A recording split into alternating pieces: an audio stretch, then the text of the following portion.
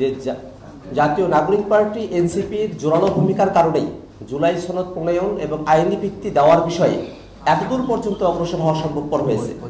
আমরা জুলাই সনদ প্রণয়নের সময়টাতে ঐক্যবদ্ধ কমিশন এবং রাজনৈতিক দলগুলোর যে সক্রিয় অংশগ্রহণ এবং সহযোগিতাপূর্ণ মনোভাব, সেটাকে আমরা সাধুবাদ জানাই এবং আমরা জুলাই সনদের বাস্তবায়নকে সত্যিকার অর্থেই কার্যকর দেখতে চাই। আমরা জনগণের জন্য জুলাই সনদ থেকে সর্বোচ্চ সুফল আমরা জনগণের কাছে পৌঁছে দিতে চাই। ঠিক সে কারণেই জুলাই সনদ যেন জুলাই ঘোষণাপত্রের মতো করে জনগণের কাছে আইনি ভিত্তিহীন কোনো আইনি মূল্যহীন কোনো ডকুমেন্ট আকারে উপস্থাপিত না হয়, সে কারণেই জুলাই সনদের স্বাক্ষরের পূর্বেই জুলাই সনদ বাস্তবায়ন আদেশ কিভাবে বাস্তবায়ন করা হবে সেই বিষয়টাতে আমরা পরিষ্কার হতে চাই। আমরা আশা করি সাংবাদিক বন্ধুদেরকে আমাদের বক্তব্য আমরা পরিষ্কার করতে পেরেছি। মানুষের দীর্ঘমেয়াদী প্রত্যাশা ছিল বাংলাদেশ রাষ্ট্রটিকে ফ্যাসিবাদ মুক্ত রাখতে, গণতান্ত্রিক বাংলাদেশ বিনির্মাণের দৃঢ় আকাঙ্ক্ষা নিয়ে মানুষেরা ২৪ অভ্যুত্থানে অংশগ্রহণ করেছিলেন। যেহেতু বাংলাদেশ রাষ্ট্রটি তার স্বাধীনতার পরেও দীর্ঘ সময়ব্যাপী ফ্যাসিবাদী কাঠামোর মধ্য দিয়ে পরিচালিত হয়েছে, বিশেষত বিগত আওয়ামী ফ্যাসিবাদী আমলে বাংলাদেশের রাষ্ট্রীয় কাঠামোকে সাংবিধানিকভাবেই ফ্যাসিবাদী কাঠামোর দিকে নিয়ে যাওয়া হয়েছে। বাংলাদেশের মানুষেরা ভোটাধিকার বঞ্চিত ছিল, বাংলাদেশের মানুষেরা তাদের নাগরিক অধিকার মানবিক মর্যাদা বঞ্চিত ছিল, বাংলাদেশের সাধারণ মানুষেরা তাদের বাক স্বাধীনতার বহিঃপ্রকাশ ঘটাতে সক্ষম হয় নাই। বাংলাদেশের রাষ্ট্রীয় প্রতিষ্ঠানসমূহকে দলীয়করণ করা হয়েছে। বাংলাদেশ রাষ্ট্রটিকে একজন ব্যক্তির করায়ত্ত করার মতো করে সংবিধানকে উপযোগী করা হয়েছে। সংবিধানে জনগণের অংশগ্রহণকে নিশ্চিত করা হয় নাই। এমন তো পরিস্থিতিতে ক্ষমতা হস্তান্তরের মতো শান্তিপূর্ণ প্রক্রিয়াও এই সংবিধান অনুপস্থিত থেকে গেছে। বিচার বিভাগের স্বাধীনতা অক্ষুণ্ণ থাকে নাই। বাংলাদেশের বিচার বিভাগ, আইন বিভাগ এবং নির্বাহী বিভাগের মধ্যে ক্ষমতার ভারসাম্য বিদ্যমান সংবিধানের মধ্য দিয়ে অর্জিত হওয়া অসম্ভব ছিল। এমত অবস্থায় বাংলাদেশের মানুষেরা ২৪ অভ্যুত্থানের মধ্য দিয়ে বাংলাদেশে নতুন করে ফ্যাসিবাদী ব্যবস্থার বিলোপ করে একটি গণতান্ত্রিক সংবিধান জবাবদিহিতাপূর্ণভাবে বাংলাদেশ রাষ্ট্রের ক্ষমতা কাঠামোকে পরিচালনার স্বপ্ন নিয়েই তারা ২৪ অভ্যুত্থানে অংশগ্রহণ করেছিলেন।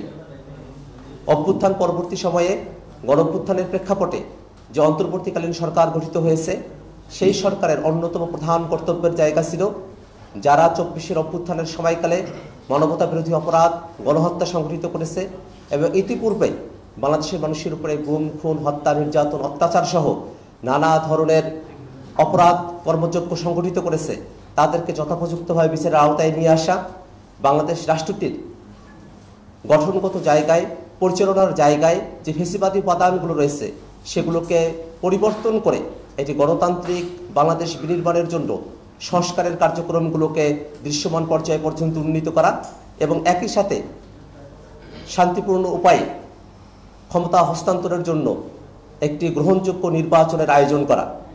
আমরা খেয়াল করে দেখেছি অন্তর্বর্তীকালীন সরকার সংস্কারের মতো যে দায়িত্ব তাদের উপর অর্পিত হয়েছিল সেটাকে সম্পূর্ণ করার জন্য অনেকগুলো সংস্কার কমিশন গঠন করেছে। আমরা জাতীয় নাগরিক পার্টি ইতিপূর্বে জাতীয় নাগরিক কমিটির হয়ে এই সংস্কারের কর্মযজ্ঞে সর্বাত্মকভাবে আমরা অংশগ্রহণ করেছি। প্রত্যেকটি সংস্কার কমিশনে আমরা আমাদের দলের তরফ থেকে আমাদের প্রস্তাবনাগুলো আমরা উপস্থাপন করেছি। পরবর্তীতে সংস্কারের সাথে যুক্ত গুরুত্বপূর্ণ বিষয়গুলোকে একত্রিত করে ৬টি সংস্কার কমিশনের রিপোর্টকে সংযুক্ত করে জাতীয় ঐক্যমত্য কমিশন গঠন করা হয়। জাতীয় ঐক্যমত্য কমিশন যে বিষয়গুলো প্রস্তাব আকারে আমাদের কাছে উপস্থাপন করেছিলেন, জাতীয় নাগরিক পার্টি যুক্তিসঙ্গত সকল প্রস্তাবের সঙ্গে আমরা একমত হয়েছি। যে বিষয়গুলো সংবিধানের সাথে ওতপ্রোতভাবে যুক্ত ছিল এমন কয়েকটি বিষয় নিয়ে রাজনৈতিক দলগুলোর মধ্যে মতবিরোধের বিষয়টাকে মাথায় রেখে জাতীয় ঐক্যমত্য কমিশন ৩০টিরও অধিক রাজনৈতিক দল এবং জোটের সঙ্গে দীর্ঘ সময়ব্যাপী আলাপ আলোচনার মধ্য দিয়ে আমরা জুলাই সনদ প্রণয়নের দিকে অগ্রসর হয়েছি। যদিও জুলাই সনদের প্রক্রিয়ার মধ্য দিয়ে আমরা ফ্যাসিবাদী ব্যবস্থার সম্পূর্ণ মূলোৎপাটন ঘটাতে সক্ষম হইনি, তারপরেও জুলাই সনদ আমাদের গণতান্ত্রিক যাত্রায় একটি বড় অর্জন হিসেবেই আমরা এটাকে বিবেচনা করি। এই অর্জনের পেছনে জাতীয় নাগরিক পার্টি এনসিপি দৃঢ় অবস্থান এবং যুক্তি নির্ভর আলোচনা এই জুলাই সনদকে সমৃদ্ধ করেছে। আমরা দেখেছি জুলাই সনদের এমন অনেকগুলো বিষয় আমরা আলোচনার টেবিলে নিয়ে এসেছি যে বিষয়গুলোতে শুরুতে অনেক বড় বড় রাজনৈতিক দল তার একমত ছিলেন না। জাতীয় নাগরিক পার্টির দৃঢ় অবস্থান এবং যুক্তি নির্ভর আলোচনার প্রেক্ষিতে এবং জনগণের অব্যাহত সমর্থনের কারণে সেই সব রাজনৈতিক দল তারা তাদের মূল প্রস্তাবনা থেকে সরে এসে কমিশনের প্রস্তাব এবং জাতীয় নাগরিক পার্টি এনসিপি প্রস্তাবের সঙ্গে তারা একমত হয়েছেন। আমরা সেই কারণে সেই রাজনৈতিক দলগুলোকে ধন্যবাদ জানাই। যদিও এই ঐক্যমত্য প্রক্রিয়ায় আমরা অংশগ্রহণের সময়টাতে আমরা এমন অনেকগুলো প্রস্তাবের বিষয়ে আমরা পরিবর্তিত প্রস্তাবের সঙ্গে একমত হয়েছি, যাতে করে জুলাই সনদকে আমরা কার্যকরভাবে সকলের সম্মতির মধ্য দিয়ে বাস্তবায়ন করতে পারি, তেমন ধরনের পদক্ষেপ জাতীয় নাগরিক পার্টি এনসিপি আমরা গ্রহণ করেছিলাম। আমরা যখন জুলাই সনদ প্রণয়নের একেবারে দ্বার প্রান্তে এসে উপস্থিত হয়েছি, ঠিক সেই সময়টাতে কমিশন বাস্তবায়নের আলোচনা ব্যতি রেখেই ঐক্যমত্য কমিশনের আলোচনাকে ইতি টানবার দিকে অগ্রসর হয়েছিল। সেই সময়টাতেই জাতীয় নাগরিক পার্টি এনসিপি জোরালো বক্তব্য উপস্থাপন করে যে জুলাই সনদের অবশ্যই আইনি ভিত্তি প্রদান করতে হবে এবং সেই আইনি ভিত্তির মধ্য দিয়েই সামনে নির্বাচন অনুষ্ঠিত হতে হবে। আমরা ঐক্যমত্য কমিশনের এই জায়গায় তাদের ঢিলেঢালা অবস্থার পরেও রাজনৈতিক দলগুলো সকলের অংশগ্রহণে দ্বিতীয় ধাপের আলোচনায় আমরা জুলাই সনদের আইনি ভিত্তি দেওয়ার বিষয়ে রাজনৈতিক দলগুলোকে আলোচনায় নিয়ে আসতে সমর্থ হই। যদিও প্রথম দিকে বিএনপি এবং তার সঙ্গে গুটিকত রাজনৈতিক দল জুলাই সনদের আইনি ভিত্তি দেওয়ার ব্যাপারে তারা আগ্রহী ছিলেন না, এটাকে শুধুমাত্র একটি অঙ্গীকার এবং প্রতিশ্রুতির মধ্য দিয়ে সম্পূর্ণ করার কথা তারা ব্যক্ত করেছিলেন। কিন্তু আমরা খুব দৃঢ়ভাবে জাতীয় নাগরিক পার্টির পক্ষ থেকে এই বক্তব্য উপস্থাপন করেছি যে যদি জুলাই সনদের আইনি ভিত্তি প্রদান করা না হয় তাহলে আমরা যতটুকু অর্জন করেছি সে অর্জনটুকু আমাদের হাতছাড়া হয়ে যাবে, জাতির কাছে আমাদেরকে জবাবদিহিতার আওতায় আসতে হবে। সেই প্রেক্ষাপটে দীর্ঘ সময় আলোচনার পরে ঐক্যমত্য কমিশনে রাজনৈতিক দলগুলো জাতীয় নাগরিক পার্টি এনসিপির জুলাই সনদকে আইনি ভিত্তি দেওয়ার দাবির সঙ্গে একমত হয়েছে। আমরা জাতীয় নাগরিক পার্টি এনসিপির তরফ থেকে ঐক্যমত্য কমিশনে উপস্থিত রাজনৈতিক দলসমূহকে জুলাই সনদের আইনি ভিত্তি দেওয়ার দাবির সঙ্গে একমত হওয়ায় আমরা ধন্যবাদ জ্ঞাপন করছি। কিন্তু আমরা যখন জুলাই সনদের বিষয়ে সর্বশেষ সিদ্ধান্ত উপনীত হয়েছি সেই সময়টাতে কিছু বিষয়ে এখনো পর্যন্ত অস্পষ্টতা থেকে গেছে।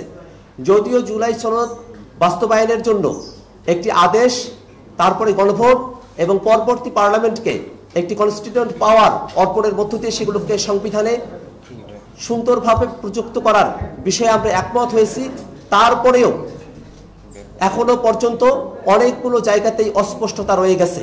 আমরা মনে করি অস্পষ্টতা রেখে, জাতিকে অন্ধকারে রেখে কোনো ঐক্যমত্য প্রক্রিয়া সফলতার মুখ দেখতে পারে না।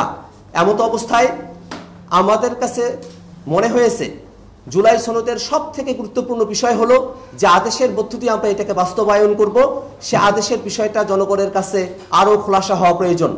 আমরা জাতীয় নাগরিক পার্টি জুলাই সনদ স্বাক্ষরের মতো বিষয়গুলোতে অগ্রসর হতে চাই। তার পূর্বে জুলাই সনদ বাস্তবায়নের জন্য যে আদেশ জারি করা হবে সে আদেশের ধরন, সে আদেশের টেক্সট, খসড়া এবং সে আদেশ গণঅভ্যুত্থানের মধ্য দিয়ে জনগণের সার্বভৌম অভিপ্রায়ের অভিব্যক্তি হিসেবে সরকার প্রধান প্রফেসর ডক্টর মোহাম্মদ ইউনূসের জারিকৃত একটি আদেশই হবে এবং তার মধ্য দিয়ে সামনে যে গণভোট অনুষ্ঠিত হবে সেই গণভোটে নোট অফ ডিসেন্টের মতো বিষয়গুলো থাকবে না। যে 84টি পয়েন্টে জুলাই সনদে আমরা এগ্রি করেছি প্রত্যেকটা বিষয়কেই গণভোটের আওতায় নিয়ে আসতে হবে। গণভোটে নোট অফ ডিসেন্টের বিষয়গুলো যাতে অস্পষ্ট না থাকে এবং একই সাথে আমরা সামনে যে নির্বাচন অনুষ্ঠিত হবে যার জন্য জাতীয় নাগরিক পার্টি আমরা প্রস্তুতি গ্রহণ করছি, সারা দেশ উন্মুখ হয়ে আছে, সেই নির্বাচন এর মধ্য দিয়ে নির্বাচিত প্রতিনিধিরা একই সাথে যেমন তারা সংসদ সদস্যের কার্যাবলী সম্পাদন করবেন, তার সাথে সংসদের সদস্যদেরকে কনস্টিটিউয়েন্ট পাওয়ার দার্শনিক ক্ষমতা প্রদান করার মধ্য দিয়ে সংস্কারকৃত সংবিধান, যেটাকে জুলাই ঘোষণাপত্রের মধ্যে বিবৃত করা হয়েছে, সেই সংস্কারকৃত সংবিধানের মৌলিক সংস্কারের বিষয়ে আমরা যে বিষয়গুলোতে একমত হয়েছে এবং জুলাই সনদে সিদ্ধান্ত গ্রহণ করা হয়েছে সেগুলোকে অন্তর্ভুক্ত করা হবে এবং সেই সংবিধান সংস্কারকৃত 2026-এর সংবিধান হিসেবে বর্ণিত থাকবে এমন দাবি আমরা সরকারের কাছে উপস্থাপন করতে চাই। সাংবাদিক বন্ধুগণ, আপনারা আমাদের প্রেক্ষাপটের বিষয়ে জেনেছেন। আমরা আজকের এই সংবাদ সম্মেলনের মধ্য দিয়ে জুলাই সনদের যে অস্পষ্টতার জায়গাগুলো রয়েছে বাস্তবায়নের বিষয়ে, সেই বিষয়ে ঐকমত্য কমিশন এবং সরকারের দৃষ্টি আকর্ষণ করার জন্যই এবং সেই বিষয়গুলোতে সমাধা করেই জুলাই সনদ স্বাক্ষরের অনুষ্ঠান আয়োজন করার ব্যাপারে সরকারের কাছে আমরা দাবি রাখতে চাই।